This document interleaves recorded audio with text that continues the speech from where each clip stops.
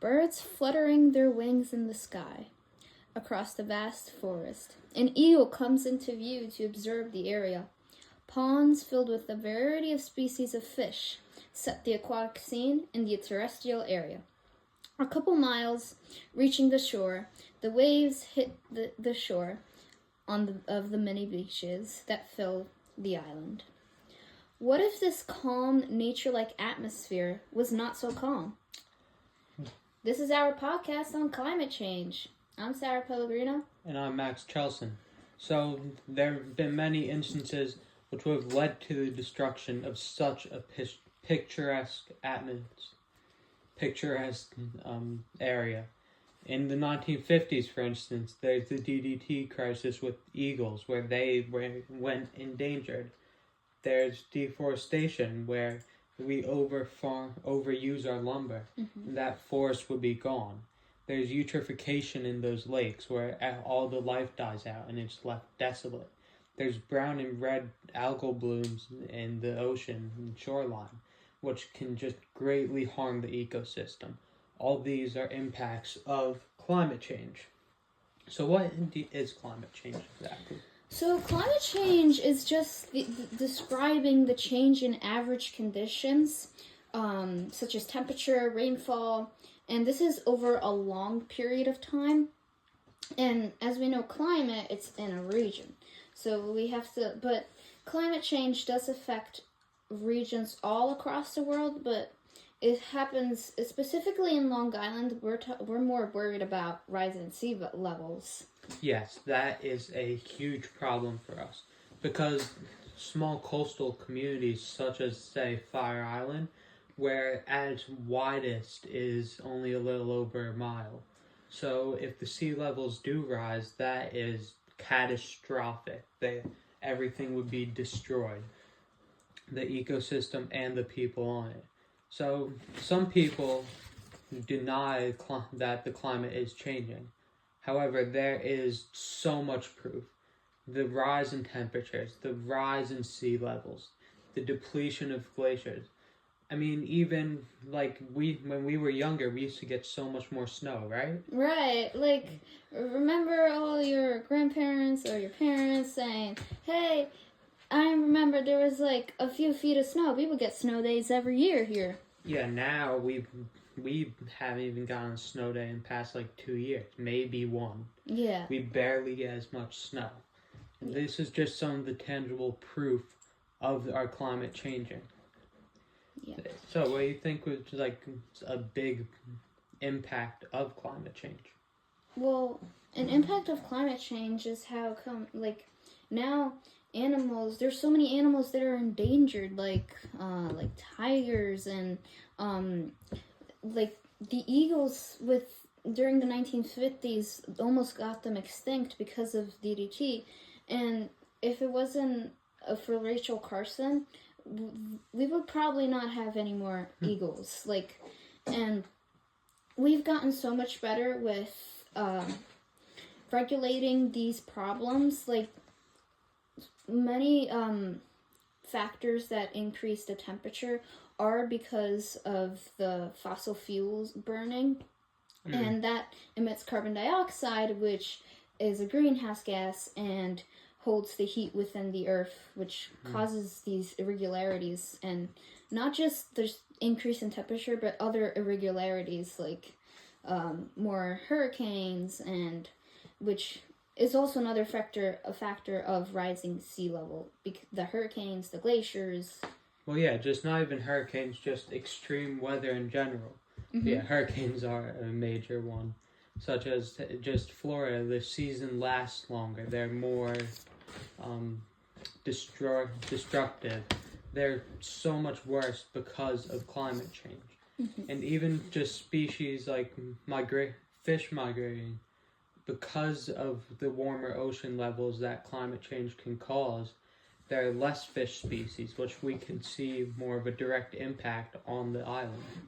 Yeah, and a lot of coastal areas, coastal beaches, businesses rely on those fisheries, and if we have if we don't have that many fish, then we're losing money. We're losing money to the local government, to the businesses. It's impacting not only the ecosystem but ourselves too. Yeah, it's very impactful. And another clear example of that would be our marshlands here on the island.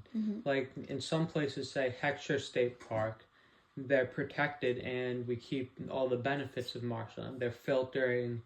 Many fish have their young there. Like I said, they filter. They can protect us from storm surges and other floods, which we are very susceptible to being on the water. But as we expand, as the climate changes, and as just even we expand more and change that land, it can have horrible implications for the people and other organisms living there. Right. And not only with marshlands, we also have a problem with our drinking water, how the many factors with climate change, the deforestation, and eutrophication, we're having a lot of waste being deposited from those things. Also from maybe just plastic or even just beauty products that go in or cesspools that contaminate the drinking water. That is a major factor to contaminating the Magathie aquifer, which is the one that we use here on the island. And then just another add to that. So yeah, the cesspools have nitrogen pollution, right? Yeah. Yeah, so that can lead to, that's the big reason, a big cause of eutrophication. And also these brown and red tides, which have been seen more in the Great South Bay, which can harm the fish and other aquatic organisms and even us. Yeah. And so the other aquifers on Long Island include the Logan aquifer, I believe. Yeah, and not Logan, Lloyd aquifer. Sorry, my bad. But that is that would be our last source. If we destroy the Magathie aquifer and then the Lloyd aquifer, we would be completely out of drinking water on the island. Also, not only that, but the Magathie aquifer is the one that's contaminated, and the Lloyd aquifer is one that's available to us, but it's basically clean. If we were to disturb it, it would be horrible. Yeah. Right? Yeah. That would be major damage, and we wouldn't know how. We would have difficulty with trying to cope with that because. Yes, that would be. Well, even though that all is very bad, on a much more positive note, when we talk about some of the ways that we can prevent all this change and negative stuff. Right. So we have, in 2019, the Climate Leadership and Community Protection Act really helped the enforcing renewables and less waste. So it calls for an issuance of the scoping plan under the direction of 22-member Climate Action Council, and it was to be completed by January 1st of 2023.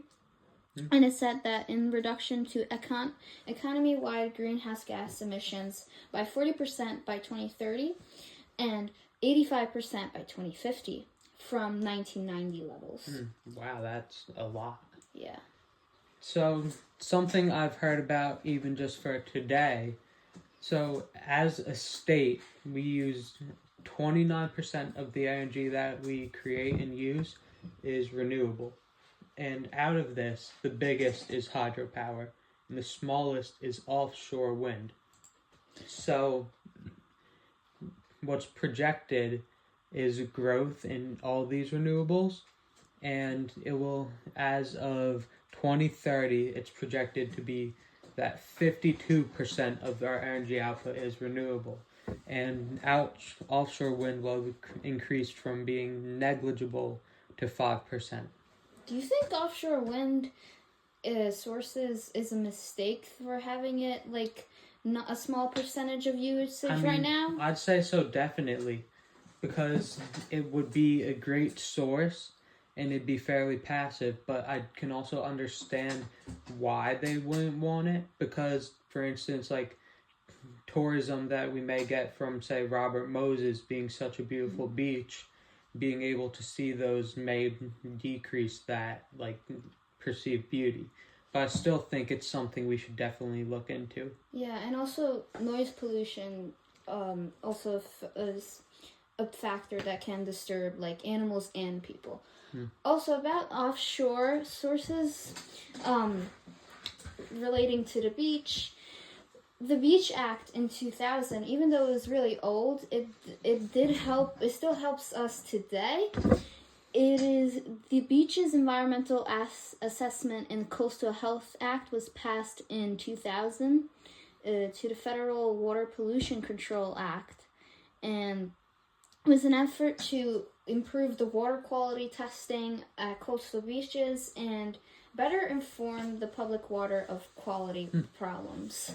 That's great, and just something now today, even though that act was 25 years ago, that seems to have this be relating to something called smart growth, along with these renewables we've been talking about, where we are very conscious about the developments we make, and that is great in helping reduce the impact of climate change. Over the years, we've seen an effort to create cleaner, more sustainable energy, protect our ecosystems, And better our lives by fighting climate change. That's our podcast. Thanks for listening. And at whatever time you're listening, have a good day, good evening, and good night.